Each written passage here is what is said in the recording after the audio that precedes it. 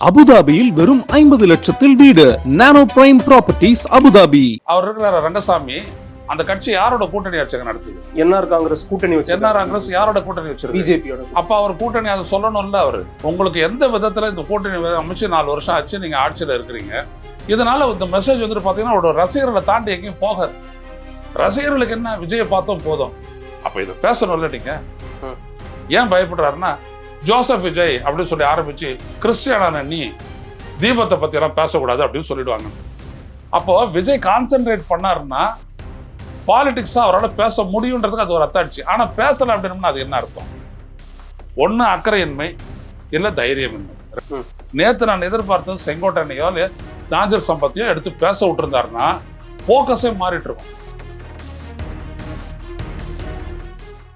50க்கும் மேற்பட்ட உலக நாடுகளில் 100 கோடிக்கும் அதிகமான ஆகாயம் தமிழ் பார்வையாளர்களுக்கு பேரன்பும் திருநன்றியும். ஆகாயம் நேயர்களுக்கு வணக்கம். புதுச்சேரியில தாவேகா தலைவர் விஜய் அவர்கள் வந்து ஒரு கூட்டம் போட்டு பேசியிருந்தாரு. அதுல பல்வேறு முக்கியமான விஷயங்கள் அவர் பேசியிருந்தாரு. வழக்கம் போல செய்தி சேனல்கள்லாம் வந்து அது அதிக வியூஸ் போகுது இல்லையா விஜய் பேசுறது. அதே மாதிரி இந்த முறை வந்து எக்கச்சக்கமான வியூஸ், சோஷியல் மீடியா முழுக்க அதை பத்தி டிஸ்கஸ் பண்ணிட்டு இருக்காங்க. இந்த சின்ன சின்ன விஷயங்களை தாண்டி அதுக்குள்ள இருக்கக்கூடிய அரசியல் என்ன, அரசியல் பார்வையில் இந்த பேச்சை நம்ம எப்படி புரிஞ்சுக்கணும், இது குறித்து நம்ம பேச போறோம். மூத்த பத்திரிகையாளர் திரு ஐயநாதன் அவர்கள் நம்ம கூட இருக்காங்க. வணக்கம் சார். வணக்கம் சார். தாவேகா தமிழ்நாட்டை தொடர்ந்து புதுச்சேரியில் ரொம்ப ஸ்ட்ராங்கா தளம் அமைக்கிறாங்க அப்படின்னு பார்க்கலாமா? இதை இல்ல ஸ்ட்ராங்கா அமைக்கணும் அப்படின்னு நினைச்சுக்கிட்டு அவங்க செயலாற்றுவதில் வந்துட்டு எந்த விதமான பிழையும் இல்லை. அது நோக்கு சரி. ஆனா அதற்கான அணுகுமுறை விஜய் கிட்ட இல்லையே. எதை வச்சு எப்படி சொல்றீங்க? எப்படி சொல்றேன்னா, இப்போ நேத்து அவர் பேசினாரு, ஒரு 13 நிமிஷம் பேசினார். ஒரு 3 நிமிஷம் விட்டுருவோம், அவருக்கே ஒரு தனது வசை அது எல்லாம் விட்டுருக்கு. மீதி இருக்கக்கூடிய 10 நிமிஷத்துல அவர் பேசின ஒரு விடயத்தை ஹைலைட் பண்ணுங்க.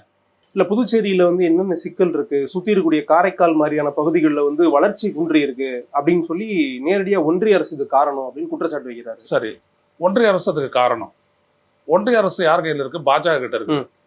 இங்க நீங்க சொல்றீங்க உங்களுடைய நண்பர், நம்மளுடைய சிஎம் சார், அவர் இருக்கிற ரங்கசாமி அந்த கட்சி யாரோட கூட்டணி ஆட்சியை நடத்துது? என்ஆர் காங்கிரஸ் கூட்டணி வச்சு. என்ஆர் காங்கிரஸ் யாரோட கூட்டணி வச்சிருக்கு? பிஜேபியோட. அப்ப அவர் கூட்டணி அதை சொல்லணும்ல. அவரு உங்களுக்கு எந்த விதத்துல இந்த கூட்டணி அமைச்சு 4 வருஷம் ஆச்சு, நீங்க ஆட்சியில இருக்கிறீங்க. இதை ஒன்றிய அரசு எப்படி தமிழ்நாடு வஞ்சிக்குதோ அதே மாதிரி இங்க புதுவை மாநிலத்தையும் வஞ்சிக்குது அப்படின்னும் போது எதுக்காக அந்த கூட்டணியில நீங்க வச்சுட்டு இருக்கிறீங்க? என்ன பலனை பெற்றீங்க அப்படின்ற ஒரு கேள்வி கேட்டிருந்தாருன்னா இன்னைக்கு நம்ம விவாதிக்கலாம். அது சொல்லலையா அவரு? அவர் ஒன்றிய அரசு குறை சொல்றாரு, இதை பாராட்டுறாரு, டெவலப்மெண்ட் இல்லைன்றாரு. அப்ப இதுக்கு யார் காரணம்? அப்ப இந்த அரசு, இந்த மாநில அரசுடைய அணுகுமுறை அங்க தப்பு இல்லை. இப்ப புரியுதுங்களா? இவருடைய அரசியல்ல வந்து தெளிவின்மைக்காக நான் சொல்ல வரேன். விஜயனுடைய அரசியல்ல தெளிவின்மை இந்த இடத்துல தான் வருது. இதனால இந்த மெசேஜ் வந்துட்டு பாத்தீங்கன்னா ஒரு ரசிகர்களை தாண்டி எங்கேயும் போகாது. ரசிகர்களுக்கு என்ன, விஜயை பார்த்தோம் போதும், விஜய் கிட்டத்துல பார்த்தா போதும், விஜய் என்ன பேசினாரு கிட்டத்துல இருந்து கேட்டோம், அவ்வளவுதான். அவருடைய பேச்சு வந்துட்டு இவரை தாண்டி மக்கள்கிட்ட போய் அது ஒரு மக்களிடையே விவாத பொருள் ஆகலைன்னா எப்படி விஜய் அரசியல் வேறுன்றோம் சொல்லுங்க. அவர் என்ன சொல்றாரு, தமிழ்நாடு புதுச்சேரின்னு வந்து நிர்வாகத்துக்காக பிரிச்சிருக்கலாம், ஆனா நம்ம உணர்வால ஒரே ஆட்கள், ஒரே சொந்தங்கள் அப்படின்ற. உண்மைதான். மொழி அதேதான், பண்பாட்டிலையும் பெரிய வேறுபாடு இல்லை. இந்த மாதிரிலாம் இருக்குது. அது ஒரு பிரெஞ்சு காலனி, நம்ம வேற அப்படின்ட்டு இருக்கிறோம். பட் உணர்வுகள்ல ஒண்ணுதான், அதுல ஒண்ணும் கிடையாது அப்படி சொல்லக்கூடியவர். அப்ப தமிழ்நாட்டுடைய பிரச்சனை அங்க பேசக்கூடியவர், தமிழ்நாட்டில் இருக்க திமுக ஆட்சி அங்கேயும் வந்துட்டு நம்பாதீங்கன்னு சொல்லி பேசக்கூடியவர் திருப்பரங்குன்றத்தை பேச வேண்டியதானே?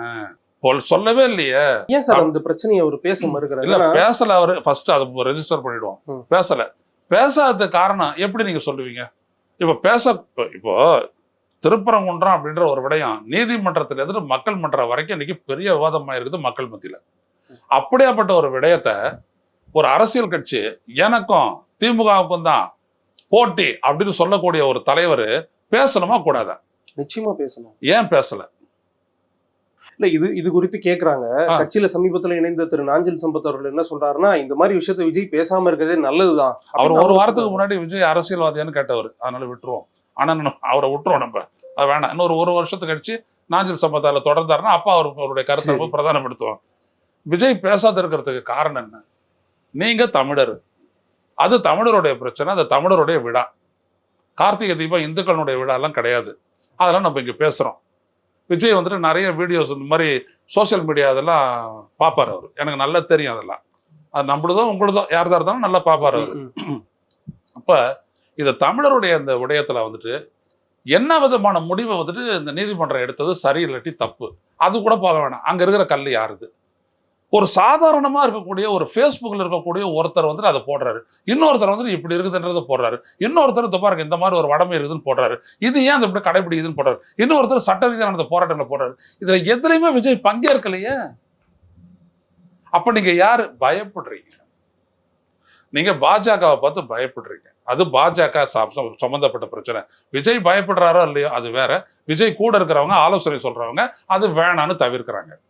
அதனுடைய வெளிப்பாடு தான் நாஞ்சில் சம்பத் சொல்றது, இதுக்கு அமைதியா இருக்கிறதே பெட்டர் அப்படின்னு. அவங்களுக்குள்ள என்ன நினைப்புன்னா, ஒருத்தரை எதிர்ப்போம், இன்னொரு எதிரியை சைலண்டா பார்த்துக்கிடுவோம். அதாவது கொள்கை எதிரியை நம்ம விட்டுருவோம், தொட வேணாம். அரசியல் எதிரியை மட்டும் நம்ம போட்டு அடி அடி நடிப்போம். ஏன்னா நம்மளோட அரசியல் தமிழ்நாட்டு அரசியல் தானே அப்படின்றது. ஆனா அப்படின்னு சொல்லிட்டு நீங்க நிக்கல. ஒன்றிய அரசு தானே தமிழ்நாட்டுக்கு யாரு குடைச்சல் கொடுக்குறாங்களோ அதே தான் வந்துட்டு இங்க இருக்கிற அரசு அதையும் பேசுறீங்க. அப்ப இதை பேசணும்ல நீங்க. ஏன் பயப்படுறாருன்னா, ஜோசப் விஜய் அப்படின்னு சொல்லி ஆரம்பிச்சு கிறிஸ்டியானான நீ தீபத்தை பத்தி எல்லாம் பேசக்கூடாது அப்படின்னு சொல்லிடுவாங்கன்னு. கொஞ்சமாவது அவருக்கு ஒரு இது இருந்துச்சுன்னா, அப்படி விஜய் டார்கெட் பண்ணும்போது நம்மளாம் சும்மா இருப்போமா? பேசுவோம்ல. அவங்க என்ன சொல்லுவாங்க உங்ககிட்ட, நீ ஜோசப் விஜய் நீ மெழுகுவத்தி பிரச்சனை வரும்போது பேசு அப்படின்வாங்க. தெரியாத RSS எப்படி பேசுவாங்கன்ட்டு. ஆனா அதுக்கு கொடுக்குற கவுண்டர் இருக்கு இல்லைங்களா, அந்த இடத்துல உங்களுடைய கட்சிக்கு வந்துட்டு ஒரு கிரிப்பு வரும். இன்னைக்கு மதுரையில இருந்துட்டு எந்த இடத்துலலாம் வந்துட்டு இந்த பிரச்சனை பேசப்படுதோ, எந்தெந்த மனங்கள்ல இது இருக்குதோ, அந்த இடங்கள் எல்லாம் விஜயும் சரி தாவிகவும் சரி இருக்கவே இருக்காது. இவ்வளவு பெரிய இஷ்யூ.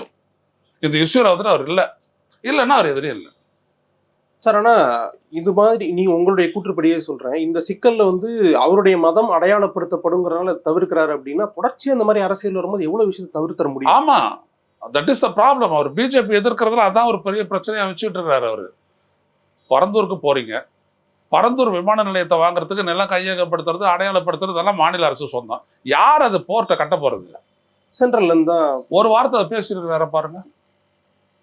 அங்க நீங்க என்ன சொல்றீங்க, இந்த இடத்துல நம்ம மக்களை காப்பாற்றணும், இந்த விவசாயிகளை காப்பாற்றணும்னா இந்த விவசாயிகளை காப்பாற்றணும்னா அந்த விவசாயிகளையும் காப்பாற்றணும் இல்லையா அப்படின்னு டங்ஸ்டன் போராட்டத்தை பத்தி பேசுறாரு. எங்க அங்க பேசினாரு. அன்னைக்கு பேசுனது விஜய் 20 நிமிஷம் பேசினாரு. என்ன காரணம்னா, அந்த மக்களை போராட்ட குழுவினரை அங்க சந்திச்சாரு, வர வச்சு சந்திச்சாரு. சந்திச்சு பேசின உடனே அவருக்கு புரிஞ்சிருது, பேசிக்கா அந்த பிரச்சனையை புரிஞ்சுக்கிறாரு. பர்செப்ஷன் எல்லாருக்குமே இருக்கும் இல்லையா, என்னதான் இருந்தாலும் அவருக்கு 80% நீர்நிலைகள் நிறைந்த 90% விவசாய நிலங்கள் நிறைந்த அதையே தான் வாழ்க்கை ஆதாரமா கொண்டிருக்கக்கூடிய மக்களை ஒரு ஏர்போர்ட் அமைச்சு ஏன் பாழாக்கணும், ஏன் சிதைக்கணும், ஏன் அழிக்கணும்னு ஒரு கேள்வி கேட்டாரு. நாடு முழுவதும் விவாதமாச்சுல்ல அது. அப்போ விஜய் கான்சென்ட்ரேட் பண்ணாருன்னா பாலிடிக்ஸா அவரால் பேச முடியுன்றதுக்கு அது ஒரு அத்தாட்சி. ஆனா பேசல அப்படின்னா அது என்ன அர்த்தம்? ஒண்ணு அக்கறையின்மை, இல்ல தைரியமின்மை, ரெண்டு தானே. நீங்க அதை பேசுறீங்க, ஆனா டங்ஸ்டனை பேச மாட்டேங்கிறீங்க. நான் டங்ஸ்டன் தொடர்பு அறிக்கையை நான் கொடுத்தேன் விஜய்க்கு, இப்படி இருக்கணும் அப்படின்ட்டு. ஆனா அந்த டங்ஸ்டன் போராட்டத்துல தாவேகாவினர் பங்கேற்றாங்க, கவனிக்கணும் நீங்க. அவங்க பங்கேற்றாங்க. அந்த மக்கள் மேலூர்ல இருந்து மதுரையை நோக்கி நடைபயணம் போராட்ட பயணம் மேற்கொண்ட போது அதுல தாவேகாவினர் இருந்தாங்க. ஆனா தாவேகா தலைமை எதுவும் பேசல. அடுத்தடுத்த போராட்டங்கள்ல சார், இந்த ஒரு போராட்டம் நீங்க குறிப்பிட்டீங்க. இப்ப சமீபத்தில் நடந்த சில போராட்டங்கள்ல வந்து என்ன அப்படின்னா, தாவேகாவை சேர்ந்த இளைஞர்கள் நிர்வாகிகள் வந்து ரொம்ப வீரியமா களத்துல செயல்படுறாங்க. ஆனா தலைமை ஆட்கள்ல பிரபலமான முகங்களை வந்து அந்த களத்துல அதிகமா பார்க்க முடியறது இல்ல. இவங்க எல்லாருமே அவங்க கூட இருக்கிற எல்லாருமே வந்துட்டு பாத்தீங்கன்னா ஒரு தவறான ஆலோசனையும் ஒரு தவறான அடிப்படை புரிதல் இருக்கிற 2 பேர் இப்பதான் சேர்ந்துருக்காங்க விஜயோட கட்சியில. யார் யார்? ஒருத்தர் செங்கோட்டையன், இன்னொருத்தர் வந்துட்டு திரு நாஞ்சில் சம்பத். இவங்க 2 பேரும் தான். செங்கோட்டையனுக்கு எந்த அணுகுமுறை அரசியலில் பண்ணணுன்றது தெரியும். கொள்கை ரீதியா எல்லாத்தையும் மக்கள்கிட்ட எப்படி எடுத்து சொல்லணும், கட்சி அமைப்பு அதுக்கு ஏற்ற மாதிரி எப்படி கியரப் பண்ணணும் அப்படின்றது நாஞ்சில் சம்பத்துக்கு தெரியும். விஜய் இவங்க 2 பேரும் எப்படி பயன்படுத்துறாருன்றது பொறுத்து. ஏன்னா இந்த 2 பேரும் வந்தது விஜய்க்கு ஒரு அட்வான்டேஜ். நேத்து நான் எதிர்பார்த்தது செங்கோட்டையனையோ நாஞ்சில் சம்பத்தையோ எடுத்து பேச விட்டுருந்தாருன்னா ஃபோக்கஸே மாறிட்டு இருக்கும். நாஞ்சில் சம்பத் ஒரு 10 நிமிஷம் முன்னாடி பேசியிருந்தாருன்னு வச்சுக்கோங்களேன், இதே புதுவையில் இந்த மீட்டிங்கு முன்னாடி பெருசா எடுபட்டு போயிருக்கும். அதுக்கப்புறம் விஜய் 10 நிமிஷம் பேசுறாரோ 5 நிமிஷம் பேசுறாரோ அதை பத்தி ஒன்றும் இல்லை, தொடர்ச்சியா போயிட்டு இருக்கும். இந்த ஒட்டுமொத்த ஷோவே வந்துட்டு பாத்தீங்கன்னா 5-5-13 மொத்தம் 25 நிமிஷத்துல முடிஞ்சு போச்சு. 11:37 முடிஞ்சு போயிடுச்சு. இதுல வந்துட்டு மக்கள் வந்துட்டு இந்த கேரி ஹோம் அவங்களோட சிந்தனையில கொண்டு போறதுக்கு எதுவுமே இல்லையே. அதுதான் போராட்ட காலத்துல வந்துட்டு தாவேகாவினர் நல்லா வந்து நிற்பாங்க, அது எனக்கு தெரியும். அந்த தொண்டர்கள் எல்லாம் பத்தி நல்லா தெரியும். இவருடைய ரசிகர்கள் இவர் மேல அபிமானம் கொண்டு பெரிய ரிஸ்க் எடுக்கிறாங்க. ஆனா விஜய் அவர் அவங்கள அரசியல் வயப்படுத்த மாட்டேங்கிறாரு. இவரும் அரசியல் வயப்பட மாட்டேங்கிறாரு. பட்டிருந்தாருன்னா நேற்று ஒரு விஷயத்த சொல்றாரு, இதுதான் ரேஷன் கடை இல்லாத ஒரே மாநிலம். அதுவுமே பல்வேறு மாற்று கருத்துக்களுக்கு உள்ளாக்கப்படுது அவர் சொன்ன அந்த எப்படி மாற்று கருத்து? எப்படி மாற்று கருத்து சொல்லுங்களேன். ரேஷன் கடைகள் இல்லை அப்படின்னு அவரு சொல்றாரு, பட்டியலிட்டே வராரு. வரும்போது ரேஷன் கடை இல்லாத மாநிலம் அப்படிங்கிறாரு. உடனே வந்து எப்படி ஒரு மாநிலத்துல ஒரு யூனியன் பிரதேசத்துல ரேஷன் கடை இல்லாம இருக்கும், இது ஒரு தவறான கருத்துன்னு உடனடியா அந்த அமைச்சர் வந்து பதில் இல்ல, அமைச்சர் சொன்னாருங்க, உங்களுக்கு எங்க போச்சுன்ற உங்களோட இருக்கக்கூடியவங்க எல்லாம் யாரு? 3 பொதுச் செயலாளர், ஒரு துணை பொதுச் செயலாளர், அப்புறம் ஒரு கொள்கை ஆலோசகர். சரியா வெரிஃபை பண்ணாம விட்டாங்களோ? ஆமாங்க, the department of Puducherry, department of civil supplies and consumer affairs, online services, total number of ration cards 3,69,224. Puducherry நான் படிக்கிறேன். ஓகே. அடுத்தபடியா பாத்தீங்கன்னா total number of family members 12,40,704. இவங்களுடைய ஃபேமிலிஸ் தான் 3,69,000 பேர் அப்படின்னு சொல்லிட்டு போடுறாங்களே. இப்போ இதை பார்த்துட்டு தானே அவங்க பேசியிருக்கணும். கண்டிப்பா. ரேஷன் கடை பத்தி பேசுறதுக்கு உங்களுக்கு அங்க என்ன இடம் ஸ்கோப் இருந்துச்சு? எதுவுமே இல்லாத யார் உங்களை பேச வச்சது? இல்லை சார், ஏன் அப்போ இவ்வளோ பெரிய ஒரு அன்வெரிஃபைடு ஸ்பீச்சா வந்து அது இருக்கு? காரணம் என்னன்னா, அதான் சொல்ல வர, விஜய் அக்கறையின்மைன்ற நான். விஜய் வந்துட்டு அரசியல்ல அக்கறையோட ஈடுபடலை. நான் குற்றச்சாட்டாவே நான் வைக்கிறேன். விஜயோட ஒரு ஒரு 6 மாதம், அக்டோபர், நவம்பர், டிசம்பர், ஜனவரி 5 மாதம் பழகினவன் அப்படின்ற ஒரு அடிப்படையில் நான் சொல்ல வரேன். ஆகஸ்ட் எடுத்துட்டு ஜனவரி 6 மாதத்துக்கு மேலே பழகினவன்றதுக்காக சொல்ல வரேன். அவருக்காக முட்டு கொடுத்தவன்ற அடிப்படையில் சொல்கிறேன். நான் இதை வந்துட்டு பெரிய குற்றச்சாட்டு. நீங்கள் வந்துட்டு ஒரு அக்கறை இல்லாத அரசியல் பண்ணுறீங்க. இதை உள்வாங்கிக்க முடியாதா விஜயால? நீங்கள் ஒன்றும் சிவாஜி மாதிரி நீங்கள் வந்துட்டு ஒரு 30 நிமிஷம் டயலாக் பேச வேண்டாம் சார். பரந்தூரில் பண்ண மாதிரி நீங்கள் பண்ணிட்டு போகலாமா இல்லையா? அது எங்கே போச்சு உங்களுக்கு? ஒரு இஷ்யூ எடுங்க. நீங்கள் என்ன சொல்கிறீங்க? மாநிலம் வஞ்சிக்கப்படுது. வஞ்சிக்கப்படலைன்னா என்ன நடந்திருக்கும்? புதுச்சேரியில் இந்த பாஜக அரசு அது மட்டும் தான் செய்தா? பாஜக அரசு இந்த நாடு முழுவதும் என்ன செய்யுது? அவங்களுடைய கார்பரேட்ஸுக்கு எல்லாத்தையும் தூக்கி மாற்றி விடுது. அவ்வளோதானே. அந்த ஒரு வார்த்தை சொல்லிட்டீங்கன்னா போதுமே. திமுக அலரும், அதிமுக அலரும், காங்கிரஸ் அலரும், எல்லாருமே அலருவாங்களே. இவரால் தானே கம்யூனிகேட் பண்ண முடியும். மற்ற யாராவது பெரியாரை பற்றி, அம்பேத்கரை பற்றி சொன்னால் அதை இளைஞர்கள் படிக்கிறத விட விஜய் சொன்னால் எவ்வளோ பேர் வந்து புத்தக எக்ஸிபிஷனில் வாங்கினாங்க? உண்மையா இல்லையா? ஒரு இம்பாக்ட் இருக்கு, பெரிய இம்பாக்ட் இருக்கு. அப்போ நீங்க சரியா இருக்கணுமா இல்லையா? இல்ல.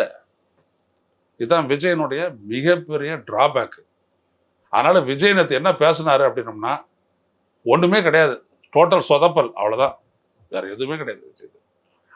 மக்கள் மத்தியில் அது போயிட்டு எடுபடாது, ஒரு தாக்கத்தை ஏற்படுத்தாது. குறிப்பிடுறாரு, ஒரு நேரம் குறிப்பிடுறாரு. அந்த குறிப்பிட்ட நேரத்துக்கு முன்னதாகவே வந்து இந்த முறை வென்யூக்கு வந்துட்டாரு. எப்படி வந்தாரு சார்? எப்படி வர முடிஞ்சது? இல்ல, அவரு குறிப்பிட்ட தமிழ்நாட்டுல திருச்சியில போனா மிதந்துக்கிட்டு வந்தீங்க, நாமக்கலுக்கு போனா மிதந்துட்டு வந்தீங்க, நாகப்பட்டினத்துக்கு போனா மிதந்துட்டு வந்தீங்க, அப்படியே மெதுவா வந்துச்சு. இப்ப மட்டும் கரெக்டா பனையூர்ல புறப்பட்டு 10 மணிக்கெல்லாம் எப்படி புதுச்சேரியில வந்துச்சு? வண்டி வந்து நின்றுச்சு. யார் நடுவுல தடுத்தா? எங்க நீங்க மிதந்தீங்க? உங்க கார் தான் வருதுன்னு தெரியும், முன்னாடி பின்னாடி எல்லாம் கொடியெல்லாம் வச்சுட்டு தான் வராங்க. யாரும் தடுக்கலையா? ஏன் விஜய் தடுக்கல? அப்போ உங்களுடைய கட்சியினுடைய ஏற்பாடு தானே மற்ற இடங்கள்ல எல்லாம் பண்ணது. இதே புஷி ஆனந்த், இதே ஆதவ் அர்ஜுனா, இதே மற்றவங்கெல்லாம் சேர்ந்து, உங்க உட்பட சேர்ந்து நீங்க உங்களுடைய ரசிகர்களை தூண்டு விட்டு வழியார நில்லுங்க, கையை காட்டுங்க, காலை காட்டுங்க, அப்படியே அண்ணனுடைய அப்படியே போங்க அப்படின்னு சொன்னதுனால வந்த வேலை தானே அதெல்லாம். இல்லை சார், ஆனால் மேபி அந்த விஷயங்கள்ல தான் அவங்க ஒரு சின்ன படிப்பினை எடுத்திருக்கலாம்ல. கம்தேர். அப்போ நீ தமிழ்நாடு அரசை பார்த்து படிப்பினை எடுத்துக்கொண்டு சொல்லக்கூடாது. நீங்க வந்தது காரணம் புதுவை மாநில காவல்துறை கரெக்டா இங்க வந்துடணும், கரெக்டா 3 மணிக்கு முடிச்சிடணும். 5000 பேர் தான் உள்ள சொல்றாரு விஜய். நம்ம எப்படி வந்துட்டு ஒரு போலீஸ் ப்ரொடெக்ஷன் தரணும் அப்படின்னு இந்த அரசு கிட்ட இருந்து, இந்த போலீஸ் துறைகிட்ட இருந்து தமிழ்நாடு கத்துக்கணும். சிஎம் சார் அப்படின்னு இங்க இருந்து குரல் கொடுக்குறாரு ஒரு நேரம். ஏன்னா மற்றபடி கேட்காது பாருங்க, ஸ்டாலின் காரனால குரல் கொடுத்தாரு. குரல் கொடுத்தவரு இதே மாதிரி நான் சொல்றேன், தமிழக முதலமைச்சருக்கு, ஐயா புதுச்சேரியில என்ன பண்ணாங்களோ அதையே நீங்க பண்ணுங்க. இதுக்கு மேல பர்மிஷன் கேட்டாங்களா? ரோடு ஷோ கிடையாது, ரோட்ல பிரச்சாரம் பண்றதுக்கு கிடையாது. எங்கேயாவது ஒரு கிரவுண்டு, அதுலயும் கேட் இருக்கணும். கேட்டு உள்ள 5000 பேர் தான் வரணும். அதை 10 பட்டியா பிரிக்கணும். ஒரு பட்டிக்குள்ள 500 பேர் தான் இருக்கணும். நீ 10 இடத்துல 10 கிரவுண்டை வச்சுக்கோ, அதை பத்திலாம் நோ ப்ராப்ளம். ஆனா ஒரு கிரவுண்ட்ல 5000 பேர் தான் அனுமதி. ஏன்னா ரிஸ்க். சொன்னாங்கல்ல நேற்று அந்த ஸ்பெஷல் சூப்பரண்டன்ட் ஆஃப் போலீஸ் சொன்னாங்கல்ல, உங்களால, ஆமா, ஈஷா சிங், உங்களால நிறைய பேர் செத்து இருக்கிறாங்க. அதனால் நீங்கள் ஒன்றும் எனக்கு சொல்லாதீங்க, என்ன செய்யணும்னு எனக்கு தெரியணும்னு சொன்னாங்கல்ல. அதான் நாடு முழுவதும் போன செய்தி. அதான் உங்களால் செத்துருக்குறாங்க ஜனங்க. அதனால இதுக்கு மேல விஜய் சொன்னபடி தமிழ்நாடு அரசு புதுச்சேரி அரசை கடைபிடிக்கும் முகமாக 5000 பேர் மேல சேர விடக்கூடாது. கட்டாயம் ஒரு கேட்டை போட்டு விட்டுறணும். எல்லாரும் QR கோடை வச்சுக்கிட்டு அந்த அட்டையை வச்சுக்கிட்டா தான் உள்ள விடணும். புரியுதுங்களா? போலீஸும் குறைஞ்சால தான் வேறு தான் இருப்பாங்க. நேற்று எவ்வளோ போலீஸ் வந்தாங்கன்னு பார்த்துங்க. அதே அளவுக்கு தமிழ்நாடு போலீஸ் அனுப்பி வைங்க. வேற எதுவும் வேணாம். தண்ணி இருக்குதா, டாய்லெட் இருக்குதா, இருந்தால் தான் நீங்கள் வந்துட்டு கூட்டமே நடத்தணும். விஜய் குறிப்பா 10 மணி 11 மணிக்குள்ள பேசி முடிச்சிடணும். இல்லை கூட்டம் ஆட்டோமேட்டிக் கேன்சல்.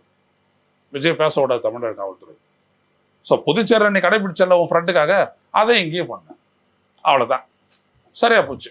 இதுக்கு மேலே விஜய்க்கு வந்துட்டு ஹேசல் ஃப்ரீ, எந்த விதமான தடையும் இல்லை. அவருக்கு தேட வேண்டியதுலாம் என்ன அப்படின்னா கிரவுண்டு தேடணும். 5000 பேர் இருக்கக்கூடிய கிரவுண்டு தேடணும். அதில் பட்டி கட்டணும். மேடைகடெல்லாம் போட வேணாம். அந்த செலவெல்லாம் எதுக்கு? ரசிகர்லாம் நின்றுட்டு இருப்பான். நம்ம தான் உட்காந்துட்டு வரணுமே தவிர அவனெல்லாம் நின்றுட்டு இருப்பான். ஏன்னா சீக்கிரம் பேசி முடிச்சிட போறீங்கல்ல, அவ்வளோதான். வந்து ஒரு மிரட்டல் விட்ட உடனே எல்லாம் நடந்துச்சு பார்த்தியா? இதை தமிழ்நாடு அரசு செஞ்சிருக்கோம். தமிழ்நாடு காவல்துறை செய்யலைல்ல. அப்போ தமிழ்நாடு காவல்துறை எந்த அளவுக்கு அவமதிச்சிருக்கிறீங்க நீங்கள்? நல்லா கவனிங்க மிஸ்டர் விஜய். தமிழ்நாடு காவல்துறை உங்களுக்கு எப்படி சொல்லுச்சு அட்வைஸ்?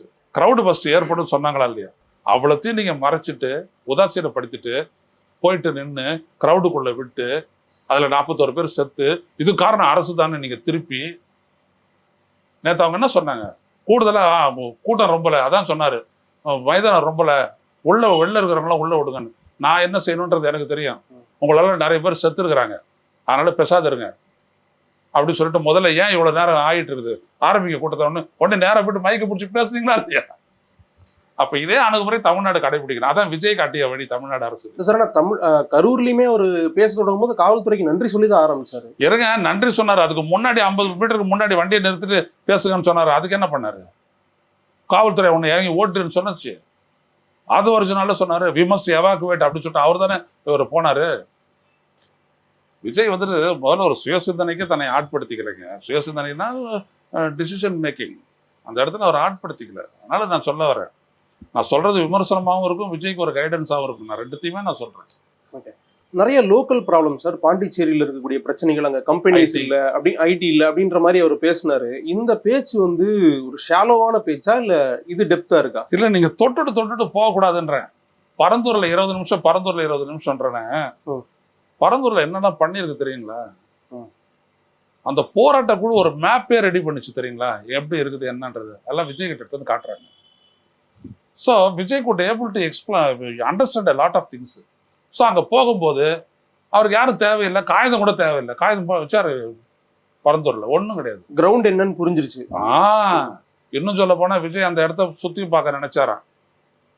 அது இந்த பிரச்சனை, இவங்களாம் அங்கேருந்து வா இங்கேருந்து வா, புஷி ஆனது வேலை இல்லை, அங்கேருந்து வா காட்டு, அண்ணனுக்கு தளபதிக்கு காட்டு அப்படின்னு சொன்னதுனால எல்லாரையும் பிடிச்சாங்கன்னு நிறுத்திட்டாங்க. நாங்களாம் கூட போல. இல்லாட்டி அந்த ஊரெல்லாம் சுற்றி பார்க்கறதா தான் விஜய் திட்டமிட்டு இருந்தாரு. அவருக்கு ரெடியா இருக்கிறாரு. அதற்கேற்ற ஒரு அரசியல் செட்டப் அங்கே இல்லை. அதான் பிரச்சனையே. ஓகே. புதுச்சேரியை தொடர்ந்து சார் அவங்க பேசக்கூடிய விஷயங்களா இருக்கட்டும், இல்லை தமிழ்நாட்டில் அவங்க பேசுறதா இருக்கட்டும், தொடர்ந்து காங்கிரஸை எப்படியாவது அவங்க பக்கம் இழுத்துடணும், இல்லை காங்கிரஸ்க்கு ஒரு ஆப்பர்ச்சுனிட்டி நம்ம கொடுக்கணும். விஜய்க்கு வந்துட்டு நல்லா தெரியுங்க, தனிச்சு நின்று இவரால் எதுவும் சாதிக்க முடியாது நம்ம கட்சியால் அப்படின்றது அவருக்கு தெரியும். ரசிகனை தாண்டி அவருடைய கட்சி போகலை நேற்று வரைக்கும். கட்சியை தாண்டி போகல. அது பத்தாதா அரசியல்? ரசிகனுக்கு அது பார்த்தா அது ரசிகனுக்கு எவ்வளோ பேர் இருக்கிறாங்க? So that is big question. ரெண்டாவது அந்த ரசிகனுடைய குடும்பம் முதல்ல இவருக்கு ஓட்டு போட வரணுமே. அந்த இடத்துல தான் அந்த மாற்றம் எதிர்பார்க்குறாங்க. நடக்காது, அவ்வளோ சாதாரணமாக நடக்காது. ஒரு மக்களுடைய எதிர்பார்ப்புன்றது ஒரு அரசு என்ன செய்யுன்றது மட்டும் இல்லை, என்ன செஞ்சுச்சுன்றது மட்டும் இல்லை, அந்த தலைவனால செய்ய முடியுன்ற ஒரு நம்பிக்கையை ஏற்படுத்தணும். அதான் ரொம்ப முக்கியம். விஜய் கிரவுடு கண்ட்ரோல்லேருந்து கட்சி கண்ட்ரோல் வரைக்கும் எதையுமே அவர் எக்ஸிக்யூட் பண்ணவே இல்லை. அவர் வராரு, அவர் பேசுறாரு, அவர் போயிட்டே இருக்கிறார். அவ்வளோதான். அவர் வராரு, அவர் நடிக்கிறார், அவர் போயிட்டே இருக்கிறாரு. அதை அப்படியே கொஞ்சம் மாற்றி அவர் வராரு, பேசுறாரு, அவர் போயிடுறாரு. அவ்வளோதான். அந்த இடத்துல இருந்துட்டு உங்களுடைய அரசியல் பெருசாக வந்துட்டு பெரிய மாற்றத்தை ஏற்படுத்தாது. இபிஎஸ் அவர்கள் வந்து பேசும்போது சார் ஒரு முறை சொன்னாங்க, கம்யூனிஸ்ட் கட்சியும் விசிகாவும் குறிப்பிட்டு சொல்லும்போது 2 கட்சியுமே, கம்யூனிஸ்ட் கூடிய பிரிவுகளும் விசிகாவும் தீர்க்கமாக நாங்கள் திமுக கூட்டணியில் பயணிப்போம், அதில் எந்த மாற்று கருத்தும் இல்லை அப்படின்னாங்க. இப்போ வரைக்கும் போயிட்டு இருக்கிறாங்க. ஆனால் காங்கிரஸை ஓப்பனாகவே பல முறை கூப்பிட்டும் காங்கிரஸ் தலைமை வந்து இல்லை நாங்கள் அந்த ஐடியாலே இல்லை அப்படின்ற மாதிரி கட் அண்ட் ரைட்டாக அதை மறுக்க மாட்டுறாங்களே. இதில் என்ன காரணம்? முதல் கேள்வியோட அதுதான். அதாவது என்னன்னா, காங்கிரஸ் கட்சிக்கு இப்போ தமிழ்நாட்டில் வந்துட்டு 9 எம்பி, புதுச்சேரியில் 10 எம்பி இருக்கிறாங்க. தமிழ்நாடு சட்டப்பேரவையில் அவங்களுடைய உறுப்பினர்கள் 18 பேர் இருக்காங்க. 25ல் 18 பேர் எம்எல்ஏவாக இருக்கிறாங்க. இப்போ இந்த கூட்டணியை விட்டு விஜய் கிட்ட வந்தானா இது ஷூரா? ஷோர்னு சொல்ல முடியாது, அன்ப்ரூவன் ஸ்ட்ரென்த் தான். அவ்வளோதான். அது டெல்லி ஒத்துக்காது. அவங்களுடைய காங்கிரஸுடைய தலைமை ஒத்துக்க மாட்டாங்க. அது பிஜேபியாக இருந்தாலும் காங்கிரஸாக இருந்தாலும் டெல்லி தலைமை என்ன பண்ணும், ஒரு இடத்துல நம்மளோட ஸ்ட்ரென்த்து யார்கிட்ட இருக்குன்னு பார்க்கும். நம்மளோட தான் கூட்டணி வைப்பாங்க. சும்மா ட்ரை பண்ணுறது, விஜயை வளர்த்து விட்றது, அதெல்லாம் அவங்களுடைய வேலையெல்லாம் கிடையாது. ஸோ சும்மா ஏதோ ஒன்று வச்சுட்டு இந்த சக்கரவர்த்தி அப்படின்றவர் வந்துட்டு பார்த்தது பேசுறது, அதை வச்சு தான் எல்லா விதமான இதுவும் வருது. ஆனால் அதெல்லாம் வந்துட்டு அவங்க ஒத்துக்க மாட்டாங்க. ரெண்டாவது விஷயம், இந்தியா கூட்டணி அப்படின்றதுல வந்துட்டு 3 பேர் முக்கியமான கான்ஸ்டிடியூன்சி. ஒன்று காங்கிரஸ் ராகுல் காந்தி, இன்னொன்று டிஎம்கே ஒரு ஸ்டாலின், 3வது விடுதலை சிறுத்தைகள் திருமாவளவனும் ரவிக்குமாரும். இன்னும் சொல்ல போனால் இந்த கூட்டணி வர்றதுக்கு காரணமே திருமாவளவனும் ரவிக்குமார் தான். ஒரு இந்திய அளவில் பாசிசத்துக்கு எதிரான ஒரு பலமான ஒரு அரசியல் கூட்டணி அமைக்கணும் அப்படின்னு சொல்லிட்டு அவங்க இது பண்ணி தான் இது வந்துருச்சு. இதை வந்துட்டு எந்த இடத்துலையும் விட்டுறக்கூடாது. அது தமிழ்நாட்டில் நல்லா ஒர்க் அவுட் ஆகுது, கர்நாடகாவில் ஒர்க் அவுட் ஆகுது, ஆந்திரா தெலுங்கானாலும் நல்லா ஒர்க் அவுட் ஆகுது. இதை ராஜீவ் காந்தி ஸ்பாயில் பண்ணிக்கவே மாட்டார், ராகுல் காந்தி ஸ்பாயில் பண்ணவே மாட்டார்.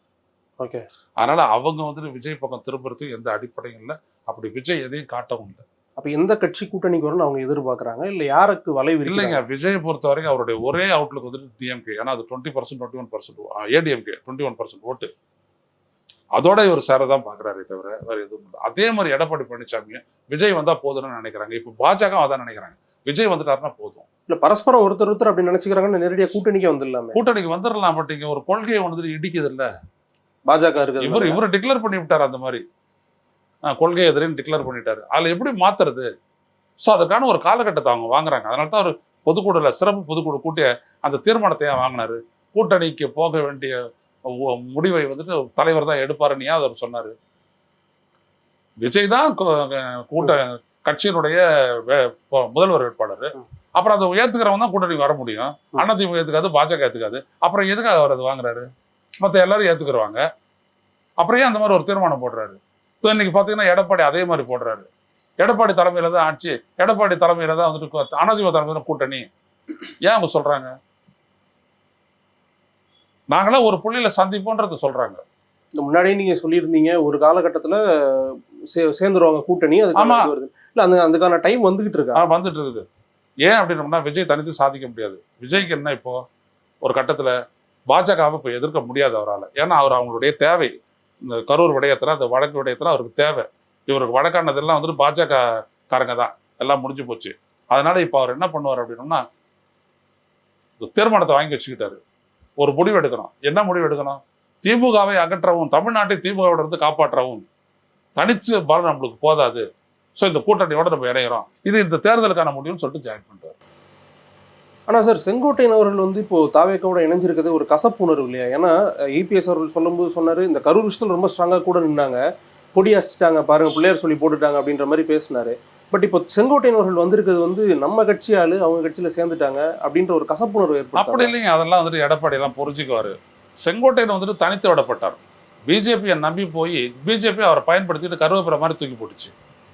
அவர் என்ன பண்ணுவார்? உடனே ஓபிஎஸ் கிட்ட வந்தார். ஓபிஎஸ் கிட்ட வந்துட்டு ஒரு வயபிள் சொல்யூஷன் இல்லை. அப்போ அவருடைய அரசியல் அப்படின்றது அவர் மட்டும் இல்லை, அவருடைய ஆதரவாளர்கள் இருக்காங்க. திருச்செங்கோடு, கோபிச்செட்டிப்பாளையம், சேலம், ஈரோடு, இந்த மாதிரி இருக்காங்க. அவங்களுக்குலாம் என்ன வழி? அப்போ அவர் ஒரு முடிவெடுக்க வேண்டிய கட்டாயத்துக்கு தள்ளப்பட்டவர் அவர் விஜயோட சேர்க்கிறார். இவ்வளவுதான். ஓகே, இது வந்து அந்த கூட்டணிக்கு எந்த சிக்கலையும் அதெல்லாம் ஒன்றும் ஏற்படுத்தாது. நிர்ணயிக்க போறவங்களாம் மேலே இருக்கிறவங்க தான். மேலே இருக்கிறாங்க. சொல்றாருல்ல நம்மள இன்னும் பாலாஜி, அவர் விருதுநகர் பாலாஜி அவர் சொல்றாருல்ல, எல்லாம் மேலே இருக்கிறவங்க ராஜேந்திர பாலாஜி மேலே இருக்கிறவங்க பார்த்துக்கிறோம், அதெல்லாம் சரி பண்ணிடுவான்.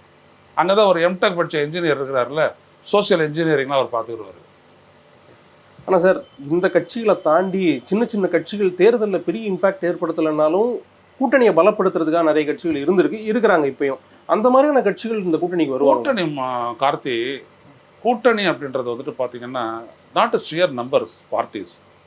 பார்ட்டியினுடைய ஓட் பேங்க் ரொம்ப கம்மி தான். அந்த கூட்டணி வந்துட்டு மக்கள்கிட்ட அது ஒரு ஃபேவரில் இருக்கணும். அவங்க சொல்லக்கூடிய முடிவு எல்லாமே. இப்போ ஒரு 1996 சொல்ல வரேன், ஜெயலலிதா ரொம்ப ஸ்ட்ராங்காக ஜெயிச்சு தான் வந்தாங்க 91. 96 என்னாச்சு? அவங்க மீதான குற்றச்சாட்டு, புரியுதுங்களா? ஆடை அலங்காரம், அது ஊர்வலம், திருமணம், நகை நட்டு புட்டு நிறைய கோடல் பட்டாங்க அப்படின்னு. அதுக்கு மாற்றம் என்னாச்சு? ஒரு அரசியல் மாற்றம் நிகழ்ந்தது. காங்கிரஸே உடையுது. தமிழ் மாநில காங்கிரஸ் அப்படின்றத மூப்பனார் உருவாக்குறாரு. அது திமுகவோட அலைன்ஸ் வைக்குது. உடனே இது பேசு பொருளாகி மற்றதெல்லாம் அடிபட்டு போகுது. ஸோ அவங்க ஜெயிச்சிடுறாங்க, ஜெயலலிதா படுதோல்வி அடைகிறாங்க, அவங்களும் தோற்று போயிடுறாங்க. இந்த மாதிரி ஒரு சுச்சுவேஷன் வந்துட்டு இதுதான் மக்களுடைய ஃபேவர் அப்படின்ட்டு. அப்போ நாங்கள்லாம் பார்த்தீங்க அப்படின்னோம்னா நாங்கள் ஜனதாதள், மார்க்சிய கம்யூனிஸ்ட் கட்சி, மறுமலர்ச்சி திமுக, வைகோ, நாங்கள்லாம் ஒரு அலையன்ஸு. மக்கள் என்ன சொல்லிட்டாங்க? உங்களுக்கு ஓட்டு போட்டால் ஜெயலலிதா மீண்டும் வந்துடும், ஆனால் நாங்கள் அவங்களுக்கு ஓட்டு போடுறோம். நாங்கள் இதுதான் மக்கள்கிட்ட இருக்கக்கூடிய அந்த ஃபேவர். இது வந்துச்சுன்னா தான் ஒரு கூட்டணி சக்ஸஸ் ஆகலாட்டி அது சக்ஸஸ் ஆகாது. விஜய் அவர்களுடைய பேச்சையும் அது சுற்றி இருக்கக்கூடிய அரசியலையும் உங்களுடைய பாணியில் தெளிவாக விவரிச்சிங்க. உங்களுடைய நேரத்துக்கும் கருத்துக்களுக்கும் நன்றி சார். நன்றி. அபுதாபியில் வெறும் 50 லட்சத்தில் வீடு. நானோ பிரைம் ப்ராப்பர்ட்டிஸ் அபுதாபி.